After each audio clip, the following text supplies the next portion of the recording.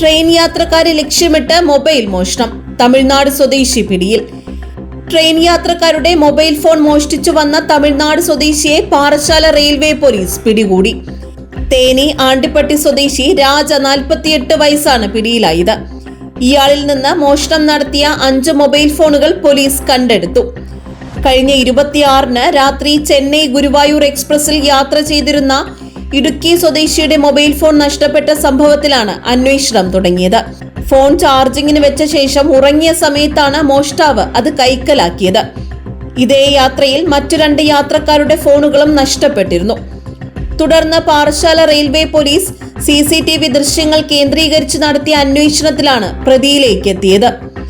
മോഷണം പോയ ഫോണുകളിൽ 1 പ്രതി ഉപയോഗിക്കാൻ തുടങ്ങിയതാണ് അന്വേഷണത്തിൽ നിർണായകമായത്. കഴിഞ്ഞ ദിവസം രാത്രി തിരുവനന്തപുരത്ത് ഫോണുകൾ വിൽക്കാൻ ട്രെയിനിൽ വരുന്നതിനിടെ കുഴിത്തുറ ഭാഗത്തു വെച്ചാണ് ഇയാൾ പിടിയിലാകുന്നത്.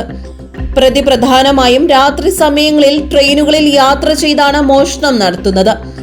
യാത്രക്കാർ ഫോൺ ചാർജ് ചെയ്യാൻ വെച്ച് ഉറങ്ങുന്ന സമയം നോക്കി ഫോൺ തട്ടിയെടുക്കുകയാണ് പതിവ്. മോഷണത്തിന് ശേഷം കമ്പാർട്ട്മെന്റ് മാറി സഞ്ചരിക്കുകയും ചെയ്യും.